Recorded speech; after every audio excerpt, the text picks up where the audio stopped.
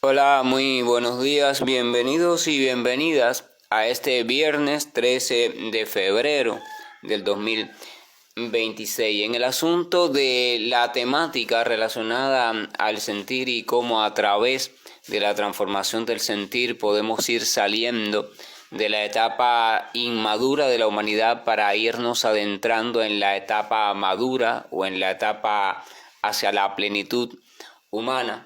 En esa temática hay un punto tratado ya, pero sobre el cual me gustaría un poco reincidir, puesto que es un punto que detalla y también nos da claridad sobre las dos direcciones básicas que podemos seguir para transformar o para trabajar sobre la necesaria transformación en nuestro modo de sentir. Transformación que vamos a recordar se refiere de ir sacando el sentir de un funcionar egocentrado, o sea, de un funcionar que parte desde mis necesidades particulares, disculpen, e individuales como criatura viviente, e irlo expandiendo hacia un sentir que comienza a funcionar desde más allá de mi propia individualidad, o sea, un sentir que comienza a funcionar en sincronización perfecta, armónica y dichosa con la gran realidad que se está manifestando y se está reflejando en forma siempre diferente y cambiante en cada una de las cosas que existen. Entonces, en ese tránsito, en ese ejercicio de un buscar o de un fortalecer o de un despertar ese nuevo tipo de sentir, habíamos mencionado que existen, o al menos así lo descubrieron y lo dejaron descrito e incluso sistematizaron métodos para ello, existen dos grandes vías o dos grandes caminos. O sea, yo puedo ir trabajando sobre la transformación de mi modo de sentir mediante el trabajo mental, o sea, mediante el pensar. Y puedo ir trabajando sobre la transformación de mi modo de sentir mediante el propio sentir. Cuando trabajo sobre mi modo de sentir por la vía del pensar, la vía del conocimiento, la vía de la argumentación, de la reflexión, del trabajo reflexivo, entonces voy a estar trabajando de modo indirecto porque no estoy utilizando el propio sentir para transformar el sentir, sino al pensar. En este punto es importante recordar que entre el percibir, la percepción, el sentir, el pensar, el actuar, existe un vínculo estrecho, realmente no se pueden separar puesto que conforman parte de un único sistema.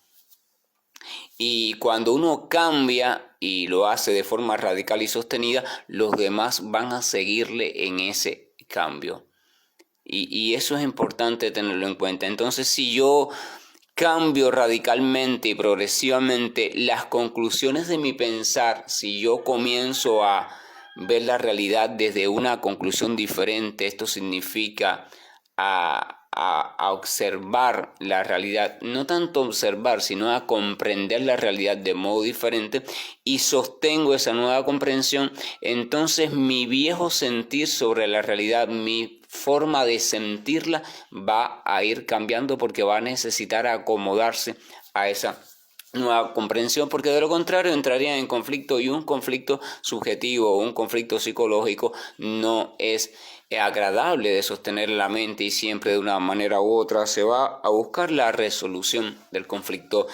Básicamente existirían dos vías. La primera vía es volver a convencer a la mente y al pensamiento de que vuelva a su vieja conclusión sobre la realidad, o la segunda vía sería adaptar al sentir a la nueva conclusión, que es en ese caso la vía que se pretende cuando uno toma el camino de la transformación de cómo comprenden a la realidad. Entonces, ese primer camino, el camino de la transformación desde la mente o camino indirecto, se podría decir que está basado en el conocimiento, o sea, vamos transformando nuestra comprensión de la realidad, la vamos pensando y repensando una y otra vez, siempre basado en alguna ayuda quizás, alguna sugerencia, alguna pista que recibamos de otra persona o de otras culturas, ¿verdad? Y de otras posibilidades.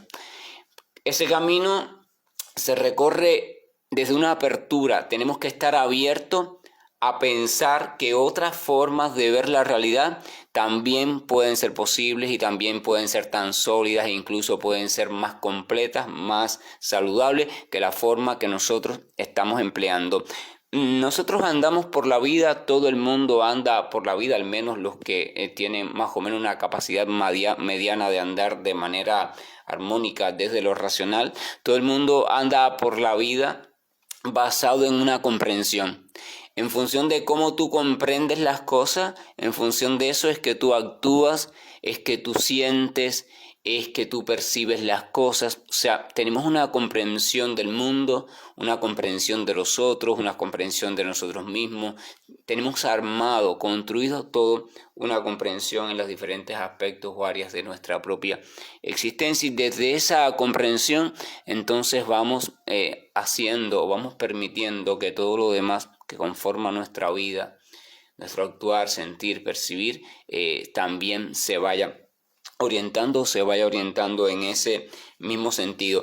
Cuando esa comprensión empieza a abrirse a nuevas comprensiones e incluso muchas veces empieza a ser sustituida o empieza a ser transformada o enriquecida a tal punto que ese enriquecimiento la lleva a una comprensión completamente diferente de la que yo antes tenía. Por ejemplo, un niño tiene una comprensión determinada del mundo y de los otros y de las diferentes cosas, y durante el crecimiento su comprensión va cambiando. Se va enriqueciendo en algunos casos, pero en otros casos cambia radicalmente. A veces llega a un punto de comprensión que parece opuesto al anterior. Y vamos a ver, si estudiamos el seguimiento, el desarrollo de ese niño, vamos a ver entonces que su sentir también va a cambiar. Sus formas de sentir sobre la realidad, los otros, etcétera, también va a ir cambiando, y por tanto también su forma de actuar y su forma de ver, o sea, de percibir, de asumir las cosas. Entonces cambio la comprensión de la realidad, y eso significa que inevitablemente mi realidad también va a cambiar, porque si yo cambio la manera de comprender las cosas, si yo comienzo a entender las cosas de otra manera, entonces ya las cosas cambian en mi realidad. Cuando se dice que cuando uno cambia la forma de ver o de comprender las cosas cambian, este cambio no se refiere a un cambio objetivo. O sea, no se refiere a que eso que yo estoy viendo en sí en un primer momento deja de ser lo que era. No, simplemente deja de ser lo que era para mí. Cambia su significado para mí, cambia el modo en que yo lo veo. A eso se refiere cuando se dice cambian las cosas. Vamos a recordar que nosotros no actuamos frente a las cosas en sí, no actuamos frente a la realidad en sí. De eso se trata la espiritualización, comenzar a actuar poco a poco frente a la realidad, y no frente a la realidad viciada, sino frente a la realidad. Pero ese es un camino que es el camino hacia la madurez humana. En un principio no actuamos nunca frente a las cosas, actuamos frente al resultado de la experiencia que vamos teniendo con cada encuentro que tenemos con cada una de esas cosas, lo que esas cosas van provocando supuestamente en nosotros, recordando que ese nosotros en un primer momento lo comparamos con nuestro cuerpo y nuestra mente. Si esa cosa con la cual yo me encuentro o experimento trae a mi cuerpo o alguna parte de él una experiencia no agradable, entonces yo voy a clasificar esa cosa como mala, no agradable o como lo que sea, y voy en función de esa clasificación a asumir una conducta o una postura con respecto a esa cosa. La voy a apartar de mí, la voy a marginar, la voy a poner en el lado de lo peligroso, o la voy a atacar, la voy a querer destruir, lo que sea. Porque mi comportamiento va a estar en función de cómo yo clasifique esa cosa, y esa clasificación va a estar en función de mi experiencia particular en ese momento específico con esa cosa con esa persona, con ese elemento. Y eso va a estar en función, por supuesto, de mi particular bienestar. Y mi bienestar va a ser el resultado de mi necesidad de bienestar. Toda criatura viviente de forma consciente, los seres humanos y animales en cierto modo, y de forma no consciente, están o actúan en función de su bienestar, de aquello. Vamos a entender a bienestar como aquellos que les permite seguir funcionando como han aprendido a funcionar. El bienestar para una célula sería entonces el permanecerse funcionando conforme a su programación. Si algo entorpece ese funcionamiento programado, entonces ese algo podría clasificarse como algo que causa malestar, porque está perturbando, está entorpeciendo el actuar como siempre ha actuado. La célula y por tanto todo organismo viviente tiene un conjunto de programaciones y esas programaciones se van complejizando en la medida que la especie se va complejizando. Por eso el ser humano, o sea nosotras las personas, tenemos una programación muy pero muy compleja, que es el entramado y el interrelacionado dinámico de muchas programaciones. La mayoría de ellas de manera no consciente y algunas medianamente conscientes y muy escasas otras completamente conscientes. Y esas programaciones están ahí, tienen su relación y van llevando nuestra vida. Programaciones que traemos con nosotros desde lo genético, programaciones que aprendemos mientras crecemos desde lo cultural, lo social y la familiar, programaciones que vamos heredando, que vamos adquiriendo. Esas programaciones están en el cuerpo, lo fisiológico, ahí está. Esas programaciones están en la mente, lo subjetivo. Esas programaciones están también en lo subjetivo, en lo no consciente, en lo oculto, en lo subconsciente, en la parte oscura. Y desde allí van estructurando un funcionar. Ahora, cuando algo un poco entorpece el funcionar natural, entre comillas, de esas programaciones, entonces a eso le llamamos malestar. A eso le llamamos desestabilización, sufrimiento, como le querramos llamar.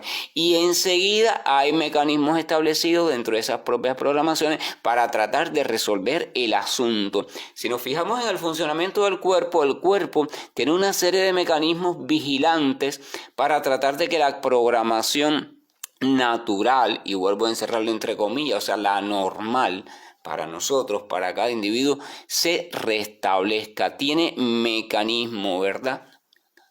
La homeostasis, por ejemplo, se encarga de eso, tratar de que el equilibrio del funcionamiento corporal se mantenga dentro de parámetros aceptables para que ese funcionamiento o esa programación pueda mantenerse ejecutándose de la misma manera o al menos dentro de los límites no peligrosos para ella misma. Cada programación tiene en sí misma un mecanismo de protección de dicha programación para perpetuarla. Eso es importante comprenderlo porque nuestros comportamientos también tienen el mismo mecanismo. Por eso a la gente, a todos, a mí y a cualquiera, le da tanto trabajo cambiar. Porque las conductas están programadas. Nosotros programamos nuestras conductas y se registran, pero cuando las registramos y las programamos, también dentro de esa conducta van a haber patrones de programaciones implícitas que van a defender a esa conducta. Argumentos, sentires, experiencias, lo que sea, para que esa conducta no sea desplazada, o al menos si se es desplazada, que sea desplazada o cambiada tras mucho esfuerzo y tras mucha voluntad, tras mucho trabajo. Por eso cambiar los hábitos, cambiar las actitudes, cambiar esas cuestiones es tan laborioso y pocas veces se realiza con completo éxito. Muchas veces el cambio es solo superficial y al poco tiempo, cuando se vuelve a desestabilizar la persona, cae de nuevo en los mismos comportamientos. Lo mismo sucede entonces con esta cuestión de la comprensión, o sea, de la comprensión y del sentir.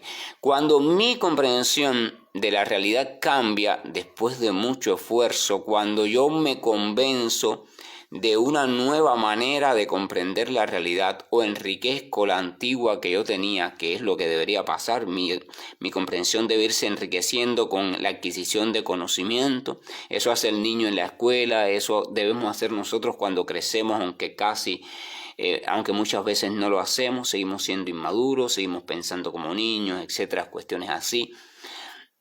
Cuando esa comprensión va cambiando, entonces mi realidad, mi mundo va cambiando. Mi mundo.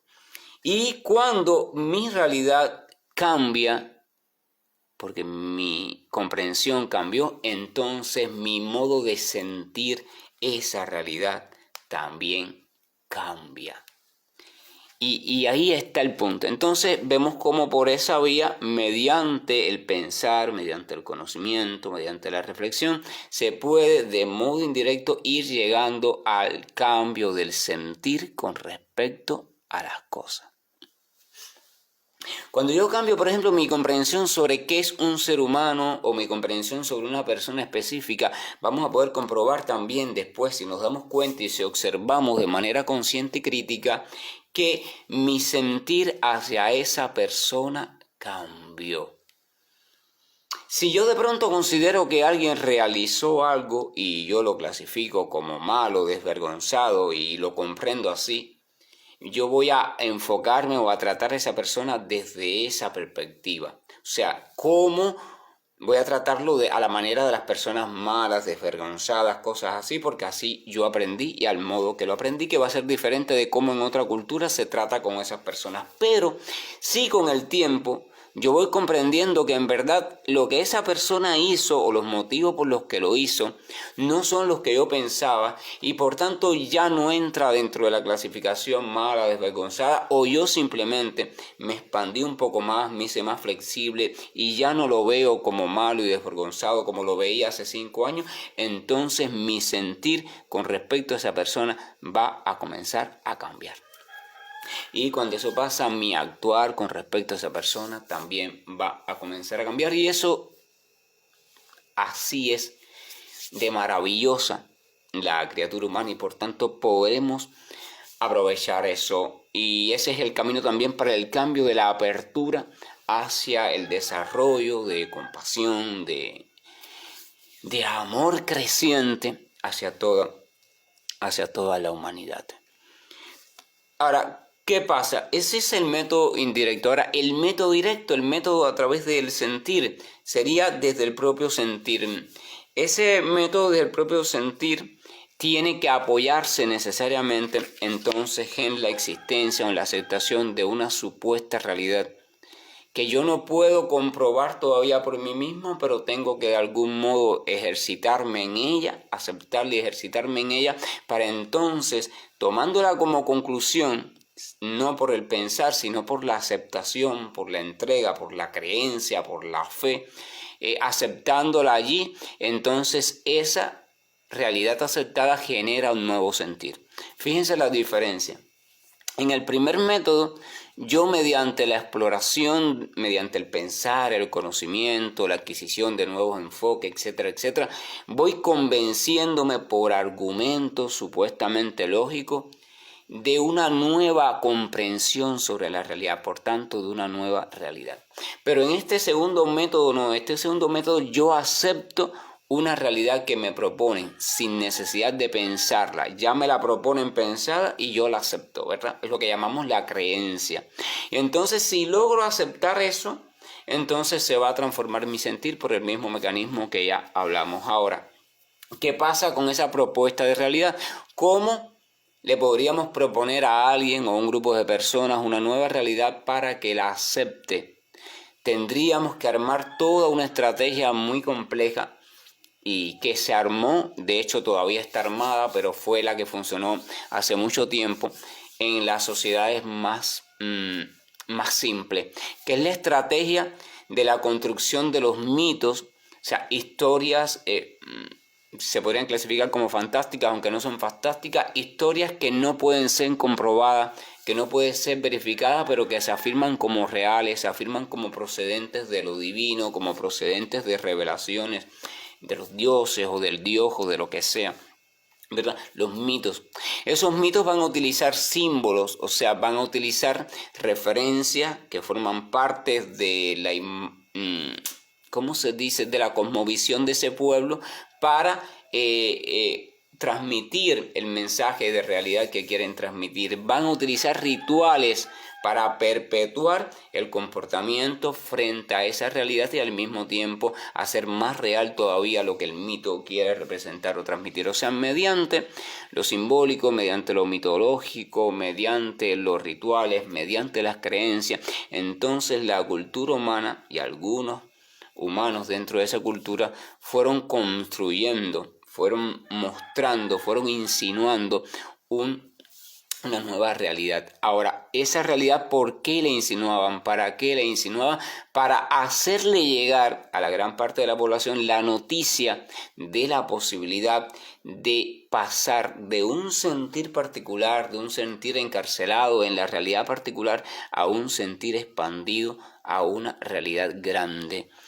La finalidad de los mitos, la finalidad de las creencias en ese momento implantadas, la finalidad de lo simbólico no está en que el ser humano se quedara en el mito encerrado, en la creencia, en lo simbólico, no, sino que saltara por encima de su realidad particular y se entregara al sentir de una realidad grande. Y por tanto, en ese caso es el sentir mismo utilizado como camino para la transformación del propio sentir. Entonces, mediante las narraciones, mitos, símbolos, creencias usadas a modo de metáfora, se quería ayudar a que el propio sentir particular, el sentir, saltara los límites de la vida cotidiana en la cual el sentir de la mayoría de las personas está encerrado. Y lo cual, por tanto, nos mantiene esclavizados y nos impide realmente liberarnos de esa cuestión del yugo, de estar limitados por nuestras propias construcciones. O sea, la vida cotidiana, saltar ese sentir. Los mitos, símbolos, rituales, creencias, apuntaban hacia otra dimensión de la realidad, o sea, hacia otra forma de ver la realidad, la forma metían, ¿no?, la cosa esta de lo sagrado, lo divino, de lo trascendente, de una forma marcada por el amor, por la compasión, cuestiones así. O sea, una realidad diferente, pero posible, accesible, real, en otra dimensión, pero real. E invitaban al ser humano a sentirse en esa realidad y a sentir la vida desde esa realidad. O sea, el ejercicio invitaba a sentir. Eso es lo mismo que hace el arte. El arte nos propone eso, la creación de una realidad otra, y cuando te identificas con ella, entonces empiezas a sentir desde esa realidad y no desde la cotidianidad, y entonces empieza a transformar tu sentir, y cuando tu sentir se transforme, tu sentir va a transformar a tu pensar va a transformar a tu conducta, y así tu vida se va a transformar. Fíjense y traten de comprender las dos formas. Cuando nuestro cuerpo como sensor empieza a identificarse o empieza a identificarse, sí, con esa nueva realidad que proponían los mitos, las creencias y cuestiones así, y empieza a dejar atrás la realidad cotidiana para vivir desde el sentir de esa realidad, o sea, deja atrás la necesidad del egocentrado, del egoísta. Entonces, ¿qué va a pasar con la comprensión de la realidad? La comprensión de la realidad evidentemente va a seguir a ese sentir, porque habíamos dicho que la comprensión sigue al sentir y el sentir sigue a la comprensión. En este caso, como es el sentir el que se establece, entonces la comprensión lo va a seguir. Y va a llegar un momento en que yo voy a comprender la realidad, mi realidad, desde una perspectiva amorosa, grande, global, inclusiva, unificada, divina. Una perspectiva de interrelación, una perspectiva de cooperación, porque el mito, la creencia, lo simbólico, la realidad aceptada me condujeron a sentir así. Y cuando comencé a sentir así, entonces mi forma de comprender mi realidad cotidiana también se transformó. Vamos a dejarlo aquí por ahora porque hay material ahí para pensar y reflexionar. O sea, les invito a reflexionar sobre estas dos maneras, estos dos modos que históricamente se ha utilizado para transformar mi sentir y preguntarnos cuál es el más conveniente para mí. Soy de las personas que tienden a pensar más, de las que necesitan comprender y por tanto es el método de la mente el que más me conviene usar, o el método del sentir. Soy de las personas que tienden más a la creencia, a la aceptación de las creencias. Y vamos a ver entonces en las próximas propuestas reflexivas dónde está el peligro. ¿Dónde está la parte buena y dónde está la parte de la cual tengo que cuidarme si soy de las personas que tengo tendencia a la creencia? Porque aunque ese método funciona, la sociedad es otra, las circunstancias son otras, el ser humano también es otro y hay un aspecto muy peligroso que hay que tener en cuenta en la forma de asumir las creencias, para que la creencia no se vuelva una limitante, sino que se vuelva una catapulta, un impulsador hacia nuestro verdadero crecimiento humano. De lo contrario, la creencia y ese método se puede convertir en un destructor del propio ser humano y convertirlo en el peor enemigo del propio humano y de su propio crecimiento, o sea, de su propio andar, necesario andar hacia la espiritualidad. Como siempre digo, esto es para reflexionar, que tengamos todos un buen día y bendiciones.